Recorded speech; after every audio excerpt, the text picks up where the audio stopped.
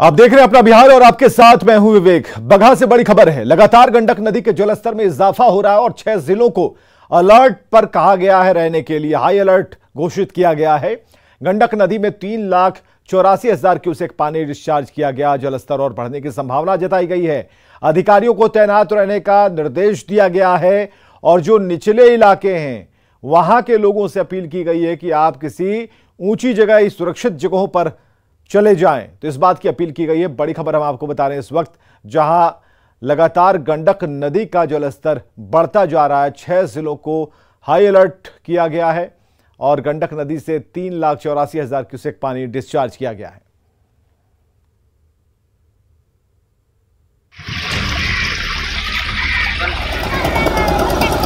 बता दियो। पोरसा भर पानी है और लहरों से लड़ाई है। पानी से परेशानी की हर साल यही कहानी है।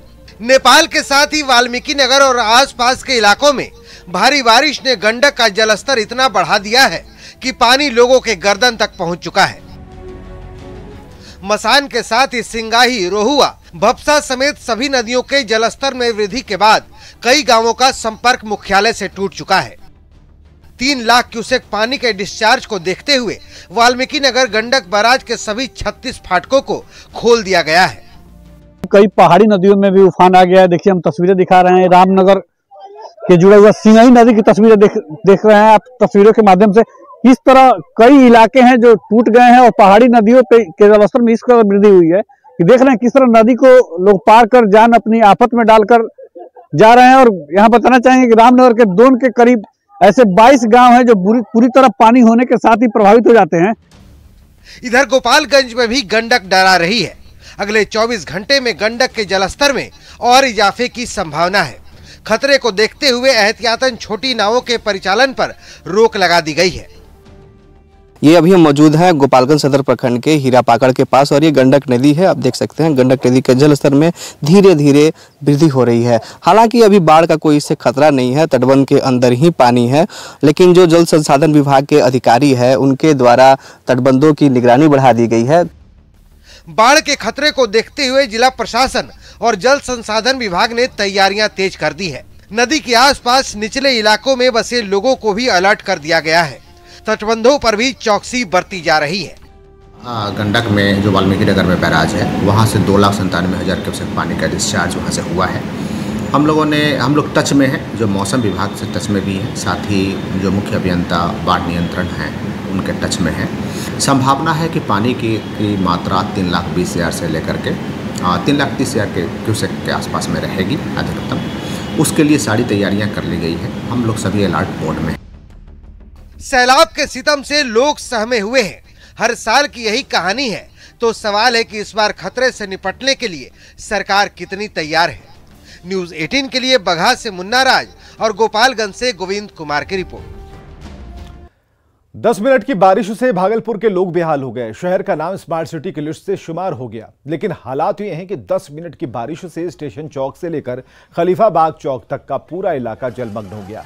ड्रेनेज सिस्टम सही नहीं होने से नाले का पानी सड़क पर आया और तस्वीर में आप देखिए कि कैसे लोग घुटने भर पानी में सड़क पार कर रहे हैं।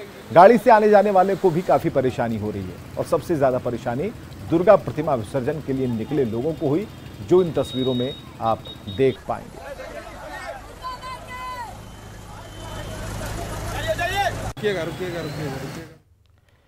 राष्ट्रीय जनता दल के प्रदेश अध्यक्ष जगदानंद सिंह अपने पद से इस्तीफा दे सकते हैं। शुक्रवार को जगदा बाबू की मुलाकात लालू प्रसाद से दिल्ली में होगी। तो फिर सवाल है कि महागठबंधन में सब कुछ ठीक नहीं चल रहा और क्या लालू जगदानंद सिंह का इस्तीफा मंजूर करेंगे? महागठबंधन का महामोह। बिहार के कृषि मंत्री ने इस प्रश्न को उठाया, लेकिन प्रश्न उठाने से नहीं होता, त्याग भी करना पड़ता है। क्या बेटे सुधाकर के बाद जगदानंद देंगे इस्तीफा?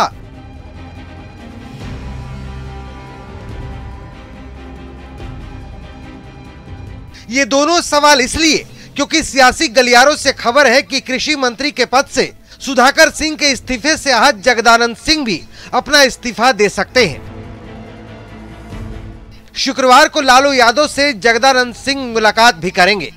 लेकिन जिस तरीके से विवाद बढ़ा है, जानकारी अभी बता रहे हैं कि जगदानंद सिंह की जो राजनीति रही है उसके अनुसार वो मानने वाले व्यक्ति नहीं है और वो इस्तीफे तक की पेशकश कर सकते हैं। हालांकि इस पूरे मामले पर फिलहाल जगदानंद सिंह ने कुछ भी कहने से साफ तौर पर मना कर दिया है।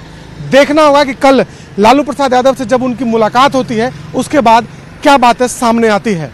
बेटे सुधाकर सिंह के कृषि मंत्री पद से इस्तीफे के बाद ही बयानों से साफ हो गया था कि जगदानंद सिंह के दिल में कसक तो है, क्योंकि उसी दिन उन्होंने कहा था कि चूंकि बात बढ़ जाती इसलिए बलिदान देना पड़ गया। सुनिए 4 दिन पहले जगदानंद सिंह ने क्या कहा था। बिहार के कृषि मंत्री ने इस प्रश्न को उठाया, लेकिन प्रश्न उठाने से नहीं होता, त्याग भी करना पड़ता है।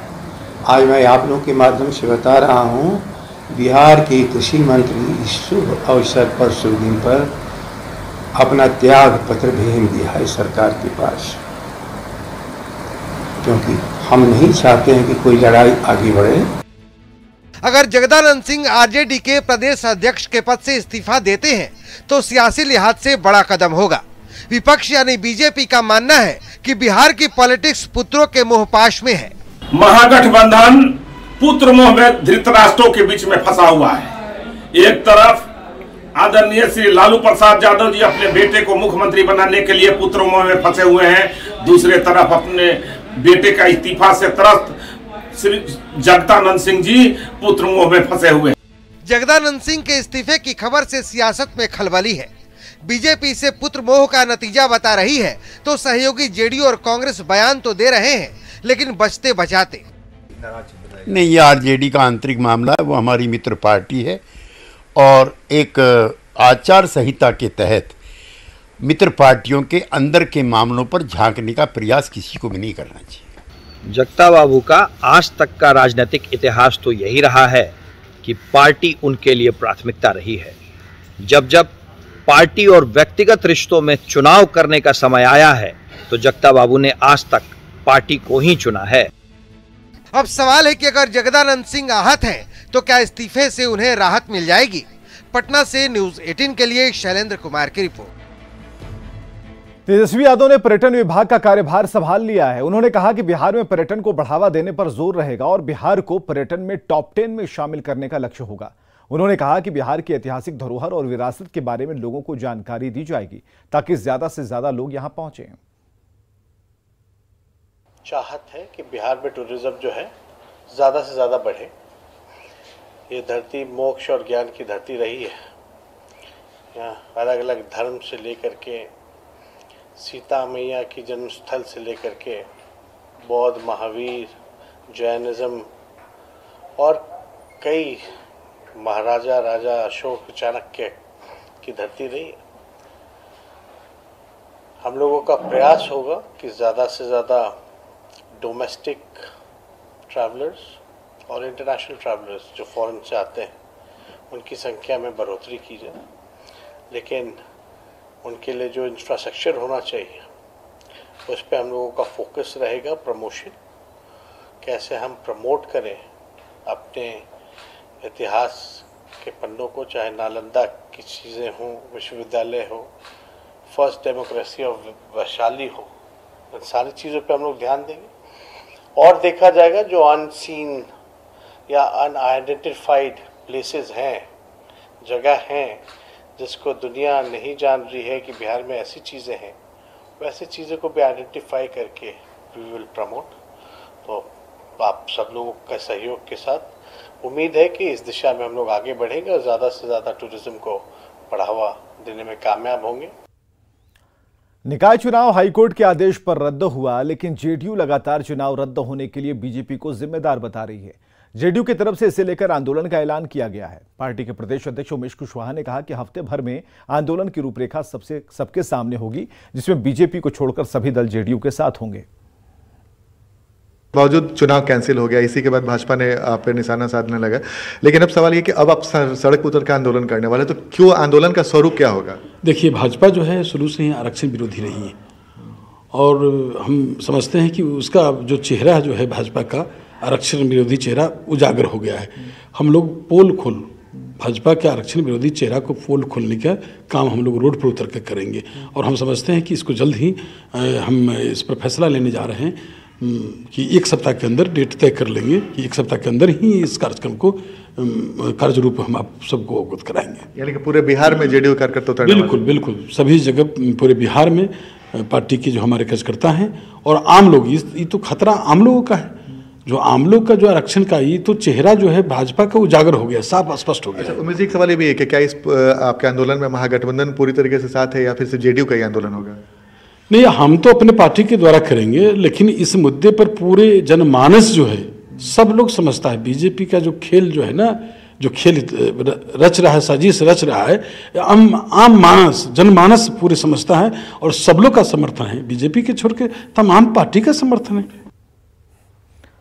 अगली खबर पूर्णिया से, जहां 2 अलग अलग हादसों में नदी में डूबने से 3 बच्चों की मौत हो गई। पहला हादसा अमौर के सिमलवाड़ी गांव में हुआ, जहां खेलने के दौरान कनकई नदी में डूबने से 8 और 9 साल के 2 भाई बहनों की मौत हुई, जिससे गांव में मातम पसरा है। दोनों के शव भी बरामद कर लिए गए हैं। दूसरा हादसा हुआ है अमौर इलाके के तियरपारा गांव में, जहां परमान नदी में 11 साल का एक लड़का डूब गया। एसडीआरएफ की टीम उसकी तलाश में जुटी है।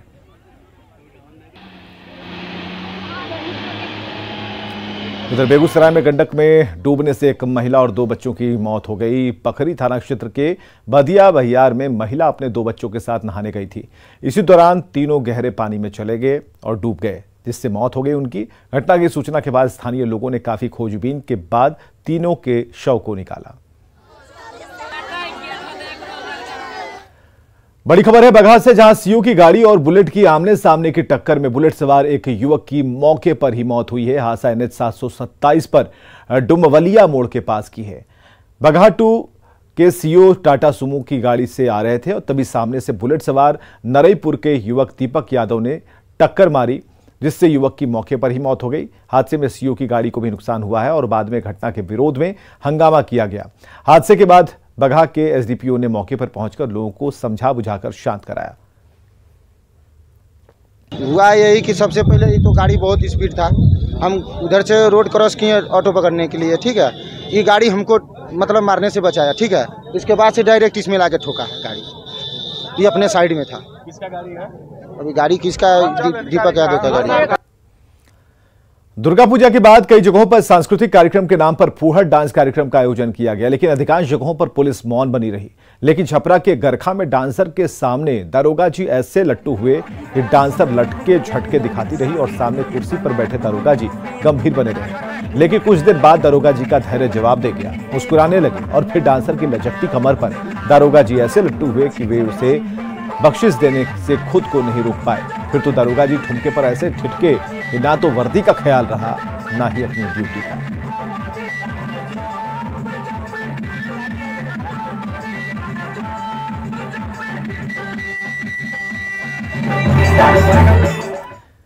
सीतामढ़ी से खबर, जहां बार बालाओं का डांस देखकर एक नेताजी मचल उठे। भथराहा के कुमारी गांव में दशहरे के मौके पर डांस प्रोग्राम का आयोजन था, जहां जिला परिषद के सदस्य सुशील कुमार ने डांसर्स के साथ ठुमके लगाए और डांस की मस्ती में जिला परिषद सदस्य अपनी मर्यादा भूलते दिखाई दिए।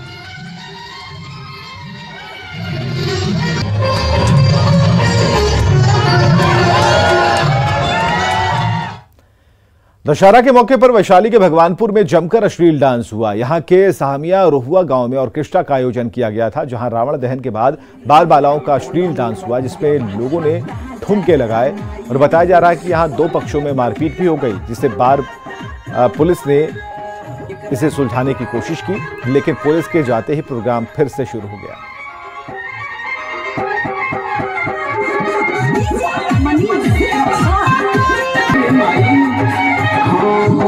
जहानाबाद में भी दुर्गा पूजा के बाद कई जगहों पर सांस्कृतिक कार्यक्रम के नाम पर फुहड़ता परोसी गई। इसमें डांसर ने ठुमके लगाए। शहर के रतनी बाजार में पूजा समिति की तरफ से आयोजित कार्यक्रम में नर्तकियों ने ठुमके लगाए, लेकिन पूजा से पहले तमाम गाइडलाइंस जारी करने वाली पुलिस को खबर तक नहीं हुई।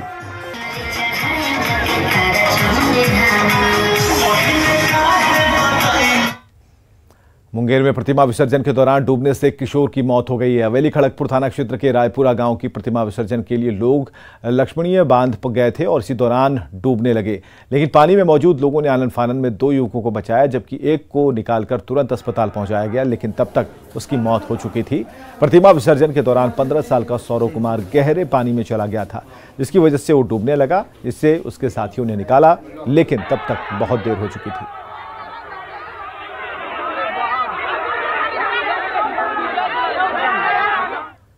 किशनगंज में 15 दिन के भीतर एक ही परिवार के 2 युवकों की संदिग्ध मौत को लेकर सवाल खड़े हो रहे हैं। मामला बहादुरगंज के अलता पंचायत का है। मौत पर शक इसलिए जताया जा रहा है क्योंकि परिवार में जमीन का विवाद चल रहा था और इसी दरमियान पहले शकील नाम के युवक की मौत हो जाती है और अभी लोग उस सदमे से उबर भी नहीं पाते कि शकील के साले को धमकी मिलती है और फिर उसकी भी संदिग्ध हालत में मौत हो जाती है। लोगों का आरोप है कि धमकी की शिकायत पर भी पुलिस ने कुछ नहीं किया। वहीं 2 कमाऊ सदस्यों की मौत से परिवार के सामने जीने खाने का संकट है, जिसे लेकर स्थानीय जिला परिषद में सरकार से परिवार को 25 लाख का मुआवजा देने की मांग की गई है।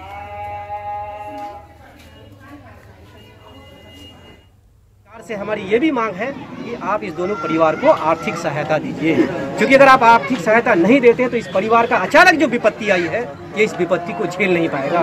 कहां से इनकम आएंगे?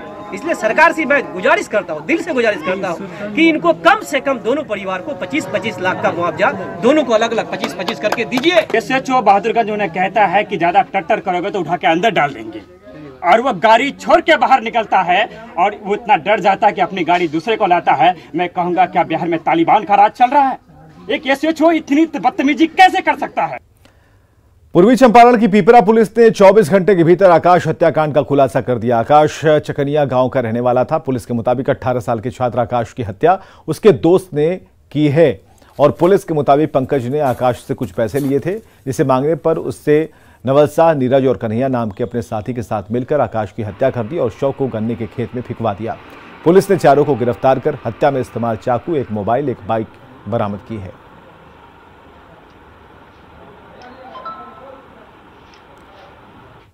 सासाराम में एक बार फिर बच्चा चोरी की अफवाह उड़ी है, जिसमें लोगों ने 2 महिलाओं को पकड़कर पुलिस के हवाले किया है। नगर थाना क्षेत्र के दलेलगंज मोहल्ले में लोगों का आरोप है एक लड़की और 2 महिला मोहल्ले में घूम रही थी और भीख मांगने के बहाने दोनों महिला एक घर में घुस गई और आंगन से 7 साल के बच्चे को गोद में उठाकर ले जाने लगी।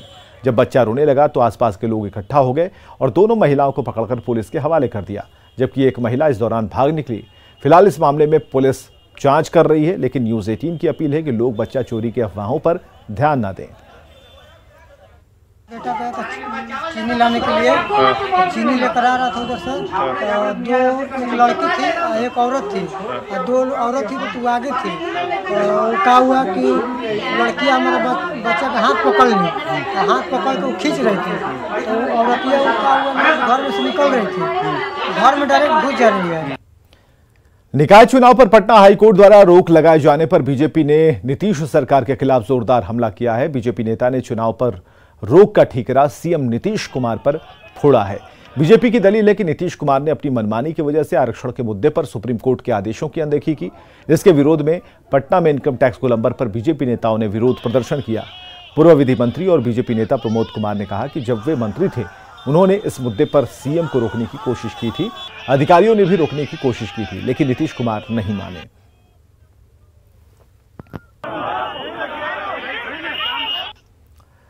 ईशा अंबानी ने आज मुंबई के बांद्रा कुर्ला कॉम्प्लेक्स में कला के क्षेत्र में अपनी तरह का पहला नीता मुकेश अंबानी सांस्कृतिक केंद्र NMACC खोलने की घोषणा की है।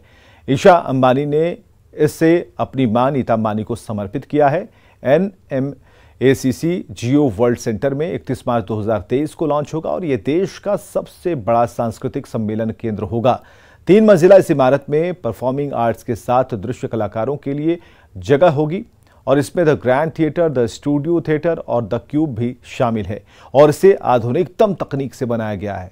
यहां भारतीय और अंतर्राष्ट्रीय कलाकारों के लिए आर्ट हाउस भी लॉन्च होगा और इस मौके पर ईशा अंबानी ने कहा कि नीता मुकेश अंबानी सांस्कृतिक केंद्र एक जगह से कहीं ज्यादा है और कला संस्कृति और भारत के लिए मेरी मां के पैशन का परिणाम है। मेरी मां ने हमेशा एक ऐसा मंच बनाने का सपना देखा है जो दर्शकों और कलाकारों के लिए हो, जिससे भारत की कला और संस्कृति दुनिया के सामने आए। लॉन्चिंग वाले दिन यानी कि 31 मार्च 2023 से 3 दिन तक यहां कई तरह के कार्यक्रम होंगे, जिसमें नाट्य प्रदर्शनी, नृत्य, संगीत जैसे कई कार्यक्रम शामिल होंगे। और खबरें लगातार जारी हैं, बने रहिए हमारे साथ।